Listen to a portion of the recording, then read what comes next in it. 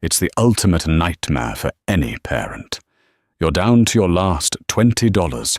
Your child needs medicine, and the man sitting across the interview table just mocked your sacrifices.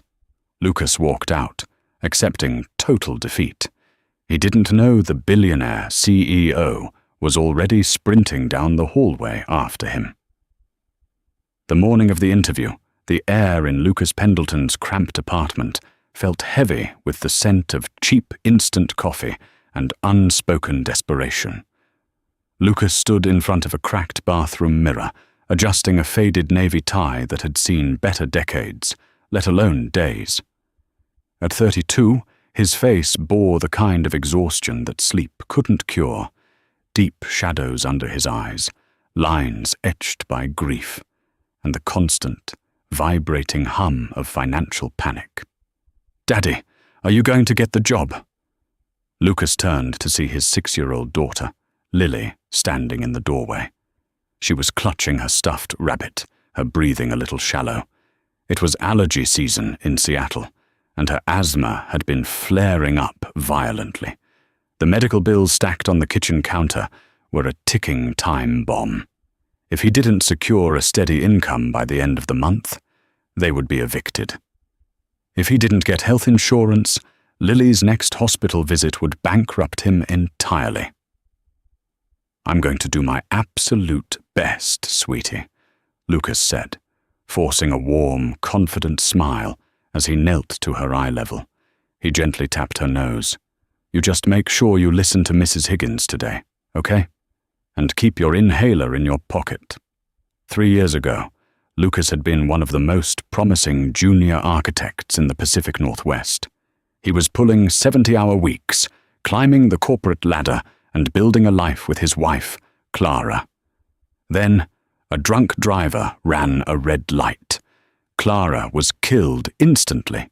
The shock shattered Lucas's world, leaving him as a single father to a traumatized 3-year-old who suddenly developed severe respiratory issues. The late nights at the firm became impossible. He missed deadlines. He missed meetings because he was sitting in emergency rooms holding his daughter's tiny hand. Eventually, he was let go. For 3 years, he survived on freelance drafting, odd construction jobs, and burning through his savings. But today was supposed to be the turning point. He had landed an interview at Carmichael Holdings, a multi-billion-dollar real estate development firm known for its aggressive, cutting-edge urban projects. It was a senior project manager position, a role he was overqualified for in skill, but underqualified for on paper due to his glaring 3-year employment gap. When Lucas stepped into the towering glass and steel monolith of the Carmichael building downtown, he immediately felt like a trespasser. The lobby was a vast expanse of Italian marble and brushed steel. Executives in $3,000 bespoke suits glided past him, their voices sharp and purposeful. Lucas's suit was off the rack from a discount store, tailored only by a cheap iron and sheer hope. He was directed to the 42nd floor. The waiting area was silent, save for the ticking of a modern grandfather clock. Beside him sat 3 other candidates, a young man aggressively tapping on an iPad, a woman rehearsing a pitch under her breath, and another man radiating the smug confidence of someone who already knew he was hired. "Lucas Pendleton." A sharp voice cut through the silence. An assistant ushered him into a sprawling corner office overlooking the Puget Sound. Sitting behind a massive mahogany desk was Gregory Tate, the vice president of operations. Gregory was a man who looked like he had been born in a boardroom. Slicked back hair, an ostentatious gold watch, and eyes that evaluated everything with a cold, monetary value. Gregory didn't stand up. He didn't offer his hand. He merely gestured to a low chair across from him, keeping his eyes locked on a tablet. "Sit," Gregory commanded. He finally looked up, his gaze sweeping over Lucas's worn collar and scuffed dress shoes. A faint sneer tugged at the corner of his mouth. "Pendleton, I reviewed your portfolio. The designs are adequate, but I have a massive problem with your resume." "If it's the employment gap, Mr. Tate, I can explain," Lucas began, keeping his voice level. "Oh, I'm sure you can," Gregory interrupted, leaning back and steepling his fingers. 3 years, Lucas. 3 years where you effectively dropped off the map. In the architecture and development world, 3 years is a lifetime. Technology changes. Building codes change. The hunger changes.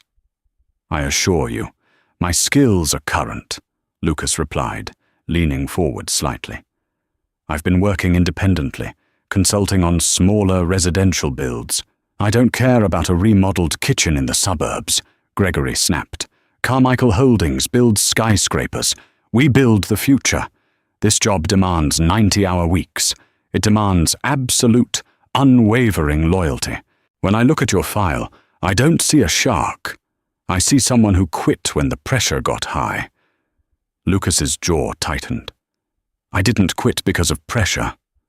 My wife passed away suddenly. My daughter developed a severe medical condition. I had to step back to take care of her. Family had to come first." Gregory scoffed at. It wasn't a loud sound, but in the quiet of the office, it hit like a physical blow.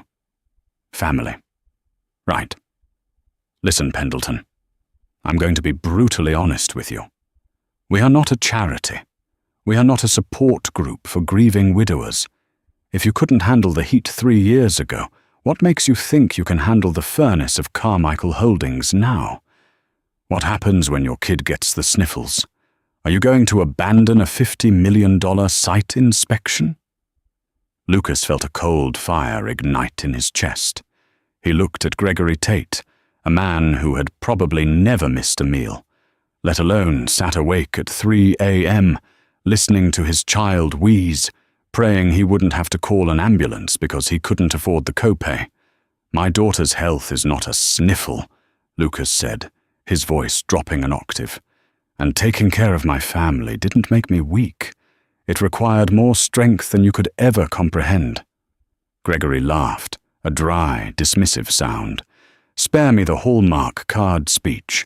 This is the big leagues. Honestly, HR shouldn't have even brought you in. You're a liability. You don't have the killer instinct we need.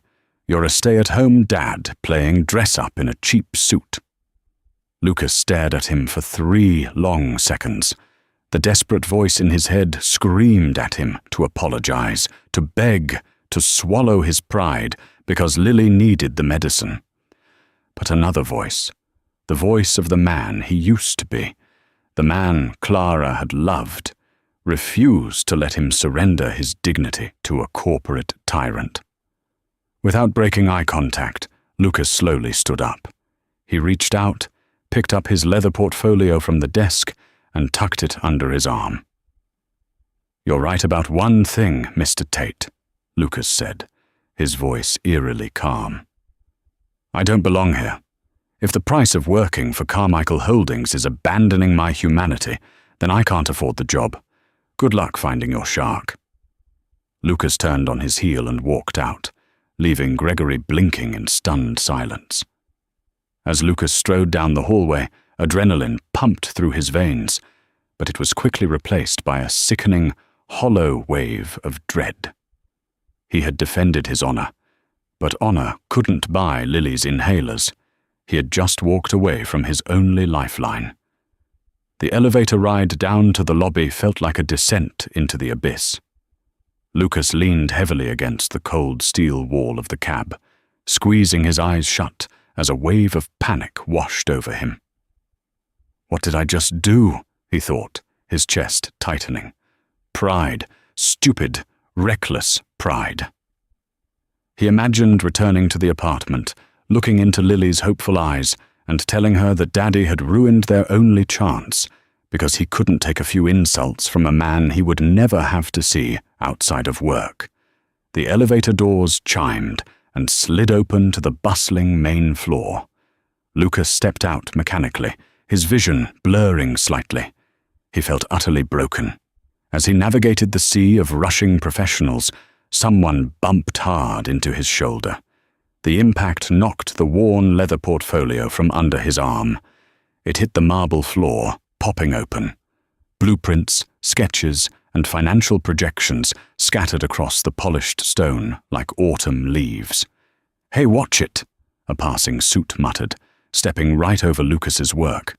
Lucas dropped to his knees, his face burning with humiliation, and began frantically gathering the papers. His hands were shaking. He reached for a large, hand-drawn schematic, a personal passion project he had been working on late at night. It was a revolutionary design for a high-density, low-income urban housing complex that utilized sustainable green energy and passive cooling.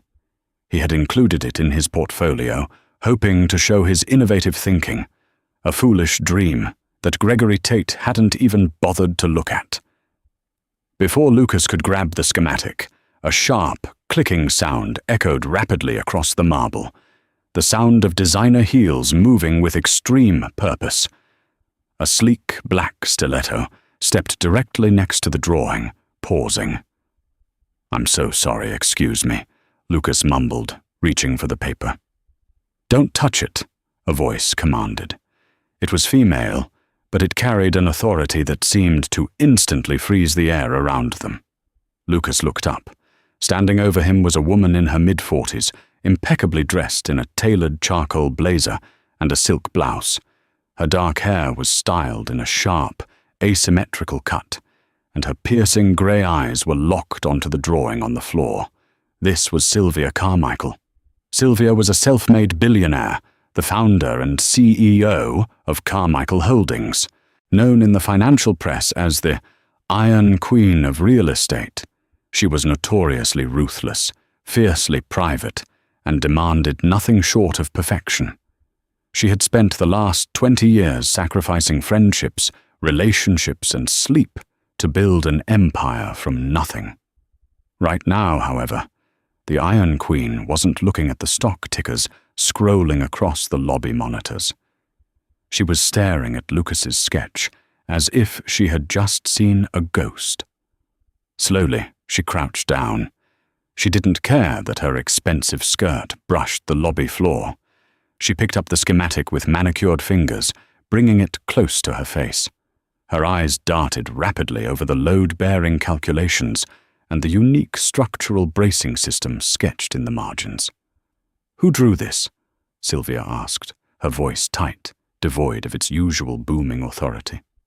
"I did," Lucas said, slowly standing up, clutching the rest of his messy papers to his chest. "I'm sorry. I dropped my portfolio." Sylvia stood up, finally looking at him. Her penetrating gaze swept over him. The cheap suit, the exhaustion in his posture, the raw desperation in his eyes. "This structural brace," Sylvia murmured, tapping the paper. "My engineering team has spent the last 8 months and $4 million trying to solve a wind shear problem on our new flagship tower in Dubai. This completely circumvents the stress points. It's brilliant. It's almost exactly like the structural support system used in the Westside Community Center built 5 years ago." Lucas blinked, surprised. "I was the lead architect on the Westside project before I left my old firm." Sylvia's eyes widened a fraction. The Westside Community Center was a legendary piece of local architecture. Sylvia had secretly obsessed over it because it was beautiful, functional, and built on a shoestring budget. She had spent a year trying to headhunt the lead architect, only to find out he had vanished from the industry. She looked down at the name embossed on the corner of the leather folder Lucas was holding. Lucas Pendleton. A flicker of recognition crossed Sylvia's face. 10 minutes ago, she had been standing in the executive corridor, waiting for her private elevator. She had overheard Gregory Tate's voice echoing from his partially open office door. Gregory was notorious for his loud, aggressive interviews, a trait Sylvia usually ignored because he delivered results. But this time, she had stopped to listen. She had heard Gregory mocking a man for his wife's death. She had heard the man defending his daughter. And she had heard the man say, "Taking care of my family didn't make me weak. It required more strength than you could ever comprehend." Those words had struck Sylvia like a physical blow. 22 years ago, Sylvia had been a struggling single mother. When an opportunity arose to take a low-level, high-travel position at a massive firm, a job that would launch her career, she took it. But the hours were brutal. She had ended up sending her 4-year-old son to live with his grandparents across the country. She promised it would only be for a year. A year turned into 5. 5 turned into a lifetime. Now she had $1 billion, an empire, and a son who hadn't spoken to her in a decade. She had traded her family for her crown, and she lived with the agonizing, secret guilt every single day. When she heard Lucas defend his choice to sacrifice his career for his child, Sylvia had felt a sudden, violent surge of respect and a deep, blinding hatred for Gregory Tate. "You're Lucas Pendleton," Sylvia said, her voice barely above a whisper. "I was just leaving," Lucas said defensively, assuming this high-powered executive was about to berate him for cluttering her lobby. He reached out to take his sketch back. "I had an interview upstairs. It didn't work out. I won't be returning." He snatched the paper from her loose grip, shoved it into his folder, and turned away, marching toward the revolving glass doors leading out to the street. The rain had started pouring outside, a gloomy reflection of his ruined life. Sylvia stood frozen for 3 seconds. She watched the man who possessed the architectural genius she desperately needed and the moral compass she desperately admired, walking out of her building to disappear back into the struggle. "Wait," Sylvia said. Lucas didn't hear her over the din of the lobby. He pushed through the revolving doors and stepped out into the Seattle downpour, pulling his thin collar up against the wind. "I said wait!" The shout ripped through the lobby. Executives paused mid-step. Security guards snapped to attention. Sylvia Carmichael, a woman who never raised her voice because she never had to, dropped her designer briefcase on the marble floor. To the absolute shock of everyone in the atrium, the Billionaire CEO broke into a dead sprint. "Mr. Pendleton!" Sylvia yelled, her heels clacking furiously against the floor. She hit the revolving doors with both hands, shoving them forcefully, and stumbled out into the pouring rain, ignoring how the icy water instantly soaked her silk blouse. Lucas was halfway down the block, head down, walking fast. "Lucas!" she screamed over the traffic. He stopped, turning around in the rain. He looked back to see the most powerful woman in the city running down the wet sidewalk, entirely drenched, waving her arms. Sylvia caught up to him, breathing heavily, water dripping from her hair and ruining her makeup. She grabbed his arm to stop him from turning away again. "Mr. Pendleton," Sylvia gasped, looking him dead in the eye. "My name is Sylvia Carmichael, and you and I are going to have a very long conversation." The Seattle rain was relentless, plastering Lucas's thinning suit jacket to his back and ruining Sylvia Carmichael's $3,000 silk blouse. They stood on the bustling pavement of 4th Avenue, an impossible tableau, a desperate, drenched single father and the city's most formidable billionaire, locking eyes through the downpour. "Conversation?" Lucas repeated, his voice barely audible over the roar of passing traffic and the drumming of the rain. He wiped cold water from his eyes, eyeing her with a mixture of profound confusion and deep-seated defensive anger. "Look, lady, I don't know what kind of sick corporate game this is, but I just lost my last shot at feeding my daughter. I don't have time to be a prop in whatever lesson you're teaching." Before Sylvia could respond, a sleek, armored black Maybach pulled smoothly up to the curb, its tires hissing against the wet asphalt. The rear door popped open, and a burly driver in a chauffeur's uniform stepped out with a massive golf umbrella. "Get in," Sylvia ordered, her tone brooking absolutely no argument. She didn't wait for his reply, ducking into the cavernous, heated interior of the luxury vehicle. Lucas hesitated. Every survival instinct screamed at him to keep walking, to go home to Lily and figure out how to sell his drafting table for rent money. But the schematic he had slaved over was still clutched in his hand, and the Iron Queen of real estate had just chased him down the street for it. Swallowing his pride, Lucas climbed into the Maybach. The doors sealed with a heavy, soundproof thud, instantly cutting off the noise of the city. The interior smelled of rich mahogany and expensive leather. Lucas sat stiffly on the edge of the seat, dripping water onto the pristine floor mats, shivering uncontrollably. Sylvia reached into a built-in compartment, pulled out a thick plush towel and tossed it to him. She didn't bother drying herself. Instead, she opened a compartment in the center console and pressed a button on an encrypted intercom system. "Security desk," a crisp voice answered immediately. "This is Sylvia Carmichael," she said, her voice dropping back into its usual, terrifying cadence of authority. "I want Gregory Tate escorted out of the building, immediately. Pack his desk, cancel his keycard, freeze his stock options pending a behavioral review, and have HR draft his termination papers before I get back to the penthouse." A brief, stunned silence echoed over the intercom. "Yes, Miss Carmichael, right away." Lucas's jaw practically hit the floorboard. He lowered the towel from his damp hair, staring at the woman sitting opposite him.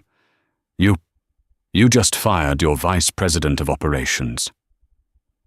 Gregory Tate was an overpaid bully who confused cruelty with leadership, Sylvia stated flatly, opening a hidden refrigerated drawer and pouring 2 glasses of sparkling water. She handed one to Lucas. "I overheard your interview, Lucas. Every single word of it. I stood in the hallway and listened while he berated you for prioritizing your sick child over a corporate machine." Lucas took the glass, his hands trembling slightly, though whether from the cold or the adrenaline, he couldn't tell. He was right about one thing. I have a 3-year gap. In this industry, I'm a ghost. "You're not a ghost.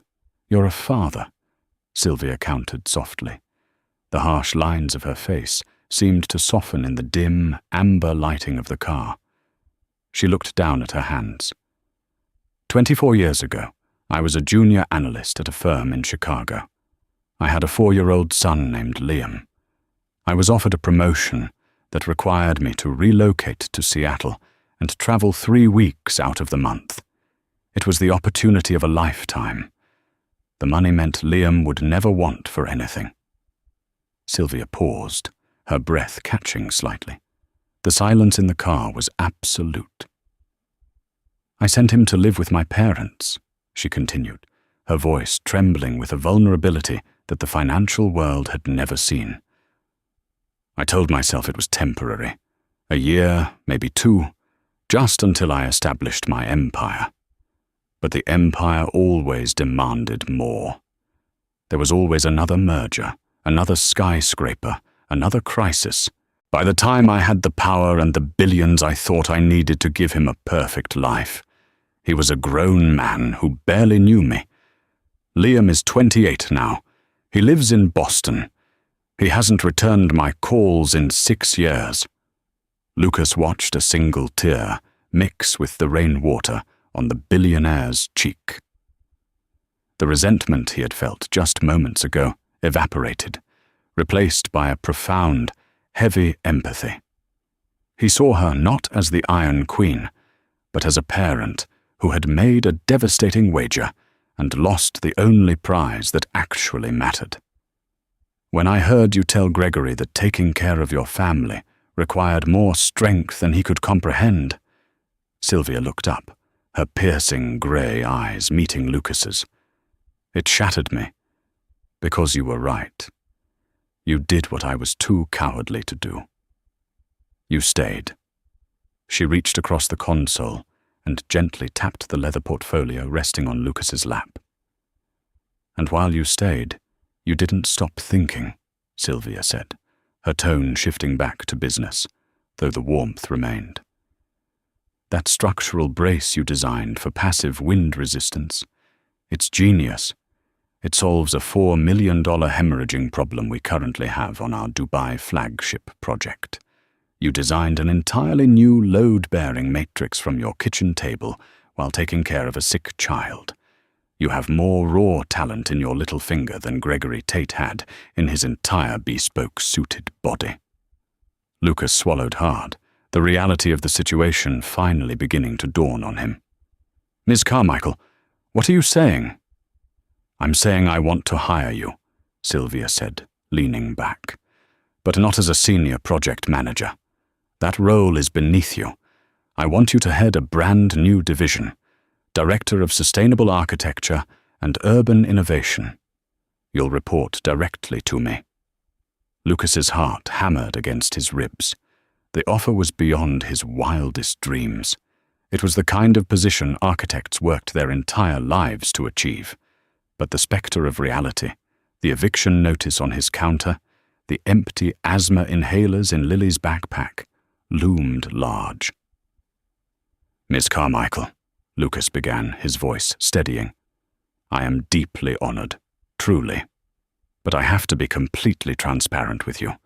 My daughter Lily has severe respiratory issues. She's a patient at Seattle Children's Hospital under Dr. Aris. Her daily treatments, the albuterol, the Symbicort, cost thousands of dollars without premium insurance. I am quite literally broke. I have no safety net left. I need to be able to drop everything and leave at 3 p.m. if her school calls. I need to work from the hospital waiting room sometimes. I cannot give you 90-hour weeks." Sylvia didn't blink. She reached into her blazer, pulled out a gold fountain pen and a blank Carmichael Holdings check from a slim leather checkbook. "I don't want your physical presence in a chair for 90 hours, Lucas. I want your brain. I want your integrity," Sylvia said firmly. She began writing on the check. "You will have full autonomy over your schedule. Your daughter's health is your priority. Carmichael Holdings is your passion. We have a platinum-tier corporate medical plan. I will have HR fast-track Lily's enrollment. It will be active by midnight tonight." She tore the check from the book and handed it to him. Lucas looked down. It was a signing bonus. The number written in elegant cursive was enough to clear his medical debt, pay off his back rent, and secure their lives for the next 5 years. "Take your daughter to the pharmacy, Lucas," Sylvia said, a genuine smile breaking across her face. "And I'll see you on Monday at 10 a.m. Dress code is whatever you want it to be." 6 months later. The boardroom on the 42nd floor of Carmichael Holdings was bathed in afternoon sunlight. Lucas stood at the head of the massive glass table, dressed in a sharp, well-fitted suit, though he had ditched the tie. He was wrapping up a presentation to the board of directors.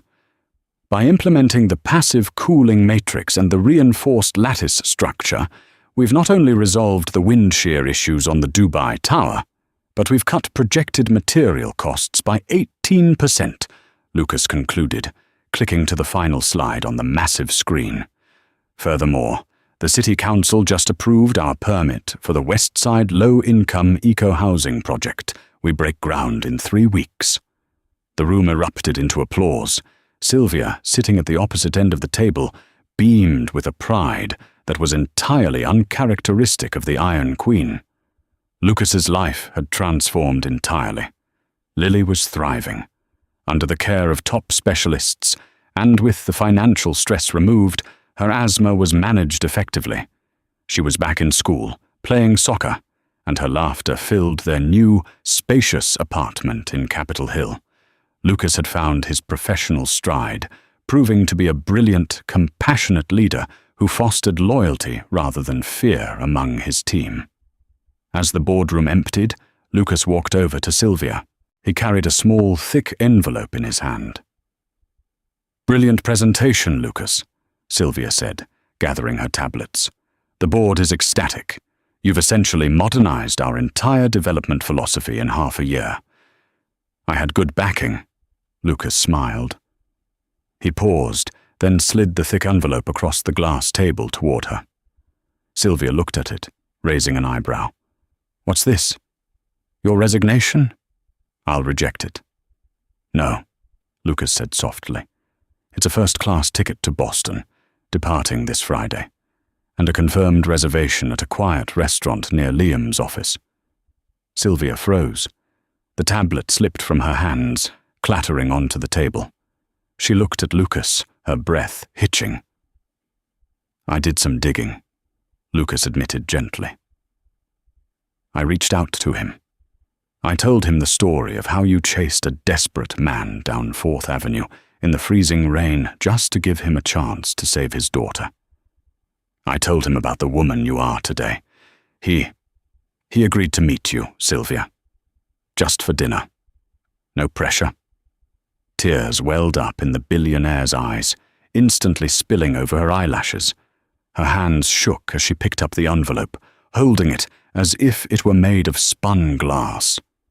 For all her wealth, all her properties, and all her power, this small paper ticket was the most valuable asset she had ever touched.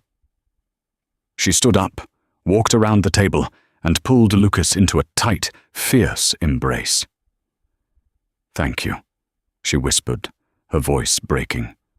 "Thank you, Lucas." Lucas hugged her back, looking out the floor-to-ceiling windows at the sprawling Seattle skyline. He had walked into this building 6 months ago feeling like a total failure, a man broken by the world. Now he was not just rebuilding a city's skyline, he was helping to rebuild a family.